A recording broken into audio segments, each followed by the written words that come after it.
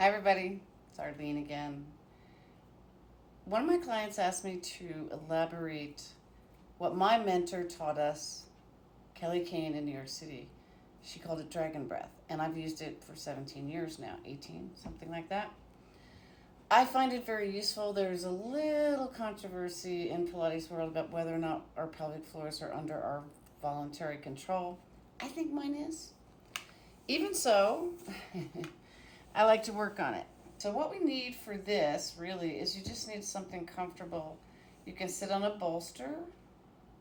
You can sit on a physio ball, a big physio ball. You can sit on one of these 8-inch diameter fascia balls.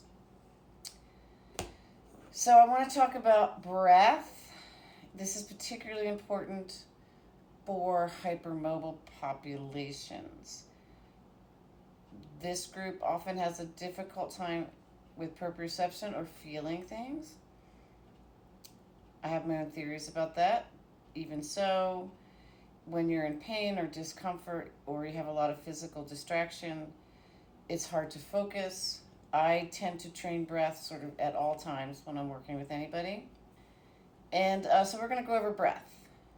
And what I call dragon breath, you can call it snaky, hissy breath, whatever you want to call it. So, we have lungs. Our left lung is a little smaller to accommodate the heart. The lungs and the heart reside within the rib cage.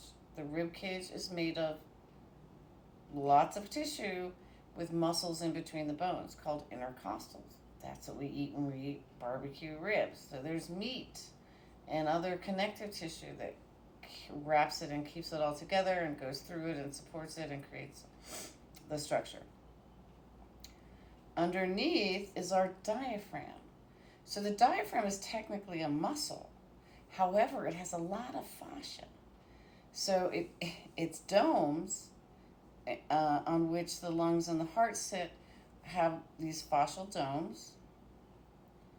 And then the muscle is just sort of like a little umbrella, but it doesn't just hang there. It has fascial connections toward the back and down into the deep pelvis. Fascially, the diaphragm connects with the inner musculature and tissue of the pelvis and distally further down with the pelvic floor.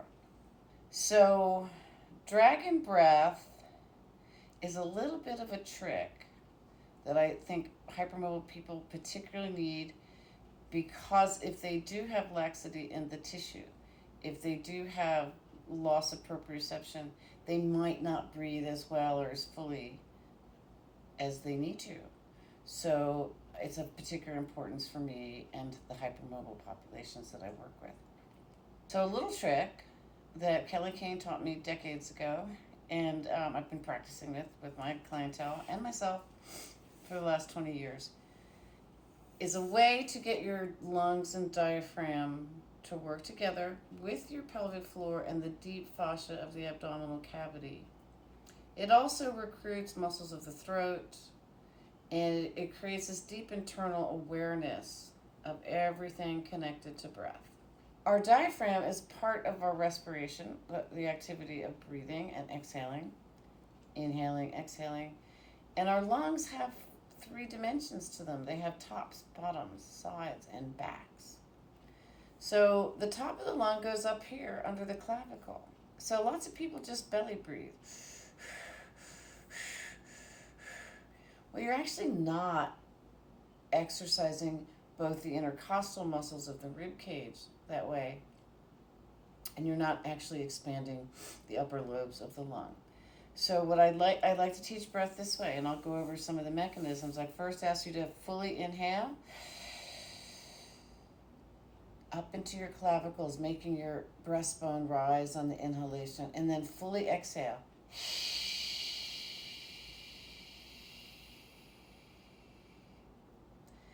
So one way to get to the diaphragm to fully work so that you get the best possible exhalation is to bring the tongue, the back of the tongue, up close to the soft palate, because then you have to force the air out of your lungs, and the diaphragm has to help. And that bringing of the back of the tongue up to the soft palate.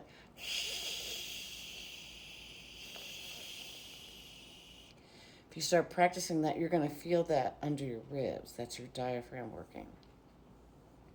I have read somewhere in the literature some hypermobile people do not fully exhale. And in the literature, it suggested that you could have a buildup of carbon monoxide because you're not exhaling fully. So this technique also, if you include a conscious, deliberate Kegel, a raising of the pelvic floor, is going to start to help move and create what in Chinese medicine they call qi in the whole interior of the body, combined, coordinated with your breath. And you know what? Interestingly enough, one of the many things I've noticed over the years teaching people is when they learn something new, or they're focusing deeply, or something is particularly difficult, they'll hold their breath. Well, we actually need to breathe pretty much all the time. Certainly we want to be able to hold our breath, but we want to be able to breathe as much as we can while we're running or exercising or learning something new. So the first thing I want you to do is, again, you can put your hands on your chest and on your tummy so that you can start to feel and make another brain connection.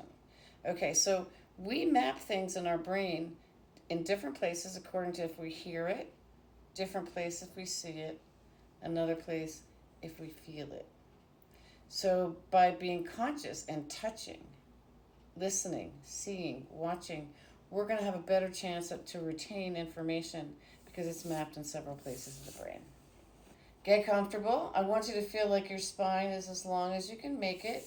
Sit however you're comfortable. If you want to sit on a chair, go ahead. Because of my camera setup, this works a little better for me.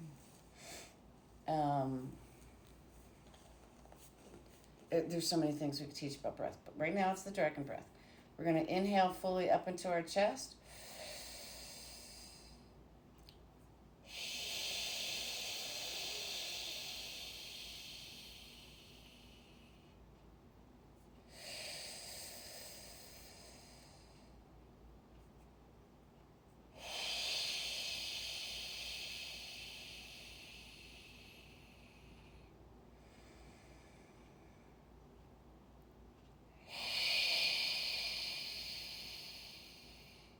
So as you exhale, the belly's going in.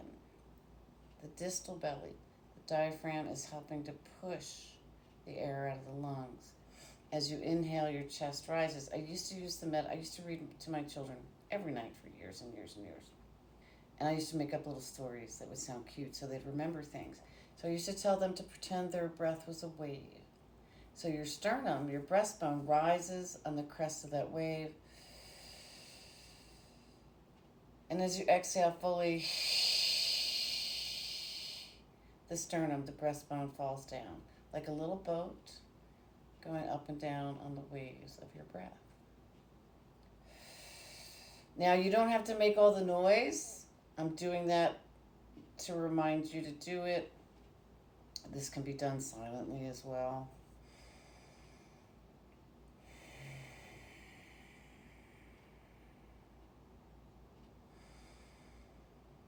Don't be afraid to let your tummy go in and out. I used to take belly dance.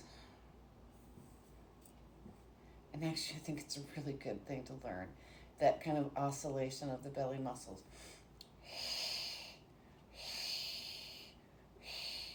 But that's another lesson. So there's a little bit of detail on dragon breath. We're going to be following with another video on breathing both against the wall and in a chair. So a nice hardback chair, if you have one, that's doesn't have a lot of holes in it, would be good to have for one of those lessons as well. So there you go. Thanks for coming. Bye. There's that remote.